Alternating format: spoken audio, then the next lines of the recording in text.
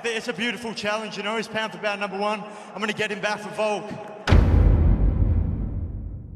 Jack Della Maddalena would have to be one of the most underrated champions in the UFC. And for some reason, more and more I see fans and fighters counting this man out. So given that Jack will be fighting Islam Makhachev this weekend, I thought I would create and tell you a story. The story of Jack Della Maddalena, Australia's most underrated champion.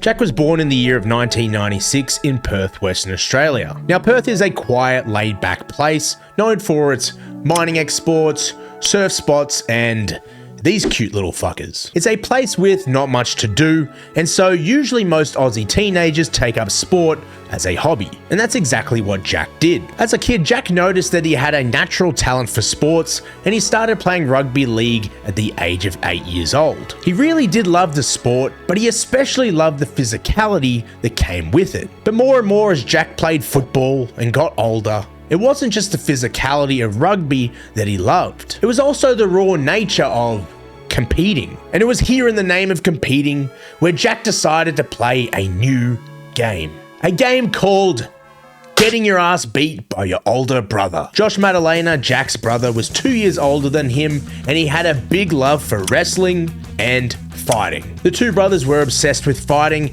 and would spend most of their time either fighting each other or watching the UFC or Pride on YouTube. And funnily enough, this is where Jack's love for fighting would bloom. At 14 years old, heavily influenced by his older brother, Jack would step into a boxing gym for the first time. Yes, Jack already loved the chaos of sport and competition, but now he found a place where he was surrounded by adults and could truly grow as a young man. Fast forward 3 years, and Jack had decided he wanted to test himself in MMA. He'd been training his ass off, and at the age of 19, Jack would take on his first ever opponent. And in this fight, Jack showed us signs of what we see from him today. Heavy pressure, dominant punches and kicks, and even that rock solid chin. But surprisingly, it wasn't the hands that pulled Jack through in this fight. It was actually his grappling. Jack locked up a nasty armbar in round 2, and he secured himself a win and a finish over his opponent. It was an amazing start to his amateur career. He just won his first fight, and it was all up from here. But little did Jack know, his future might be a little bit rocky, and he was soon about to be tested more than ever. With Jack's past win, he was eager to get back in the ring and push himself as a mixed martial artist. Jack was scheduled to have his first ever pro MMA fight on Eternal MMA 15 against Alden Bates. The fight started and both fighters were landing good jabs and kicks on each other right from the start. Jack managed to trip Alden, and it was clear from here that he had the wrestling advantage. But still, during this fight they both kept it very competitive and they landed good shots on one another. But seemingly as the fight went on, something seemed off. More and more, Jack kept shooting in. Yes, he had the grappling advantage, but slowly but surely, takedowns were no longer being completed, and Jack slowly started to fatigue. And now, unfortunately for Jack, it was only the second round. Jack was about to be in for a very long night. Jack stuck in for the fight, but it was clear that he didn't have anything left in the tank and he was in survival mode. Jack was taking huge damaging elbows and punches from his opponent, and it was here that the ref had seen enough and he called off the fight.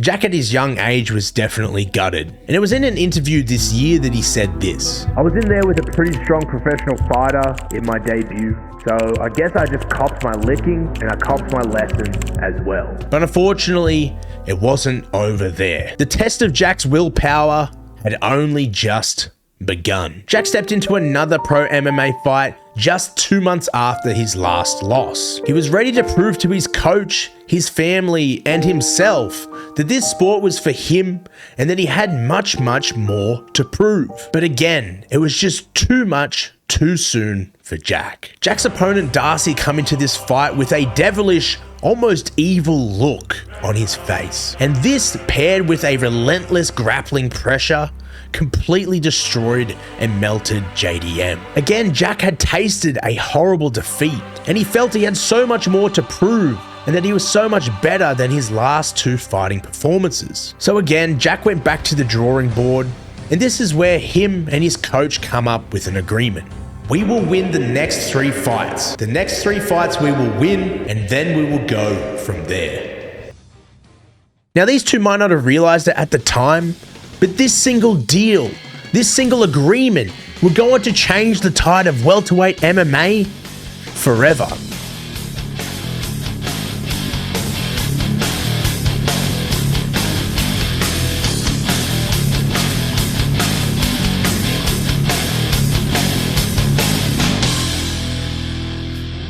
Jack was on fire, and there wasn't a fighter on the Australian scene who could stop this young man. Jack had racked up 7 finishes in a row and was tearing through every single fighter that was put in front of him. And it was here that he would finally get a chance at redemption, an opportunity to face a nightmare from the past and truly move forward in his career. Jack would go on to rematch the man who handed him his first ever loss in MMA, Alden Bates. It was a fight that surely worried Jack, but he was on such a destructive run through his division, and he was beaming with a new confidence. This is where Jack would finally go on to show his true potential. With this win and a cheeky revenge for his older brother, Jack was now on a 9-fight winning streak, and it was time for Jack to leave the nest of Perth, Australia, and finally go international.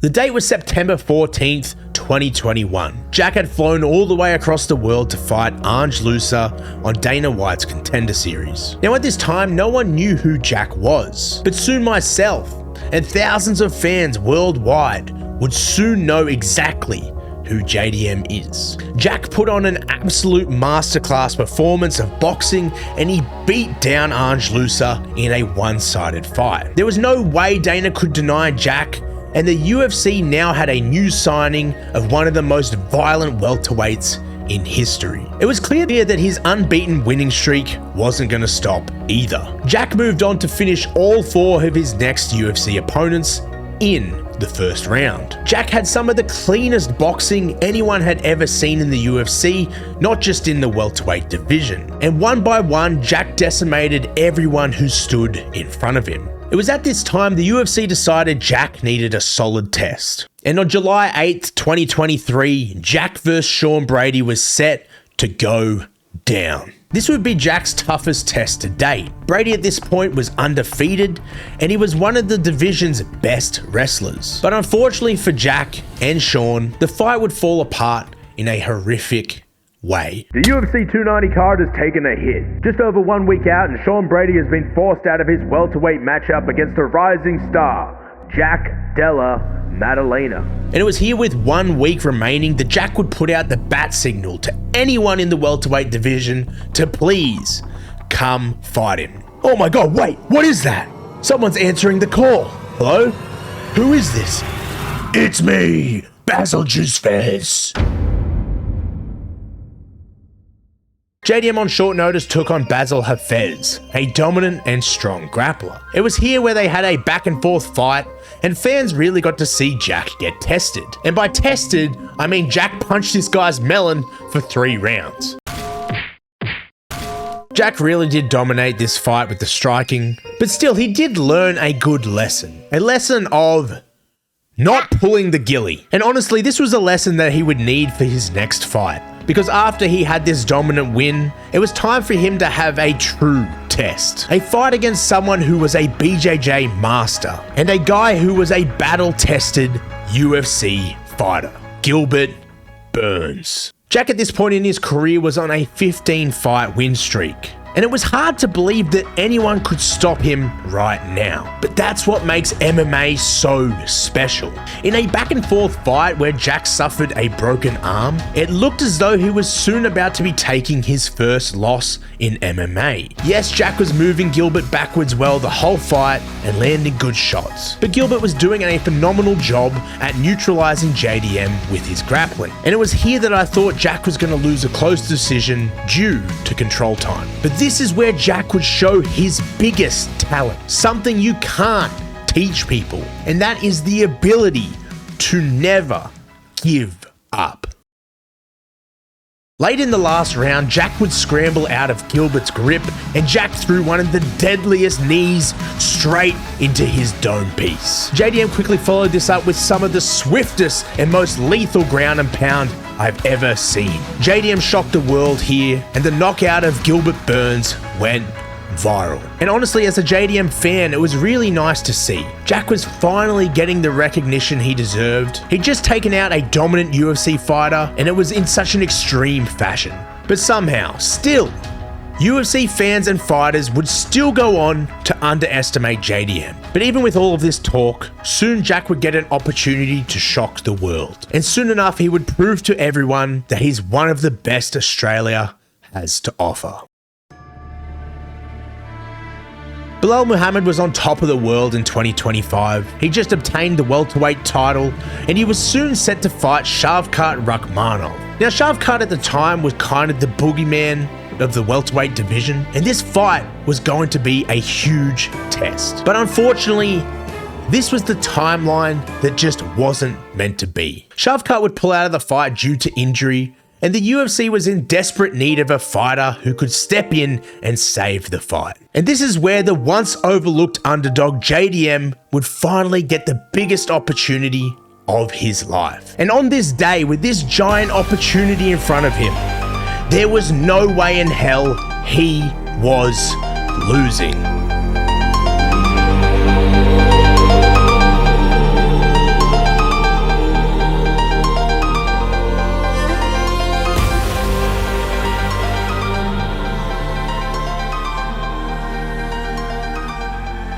JDM and Belal had one of the best fights of the year, and it was in that last round where Jack showed why he truly is a champion.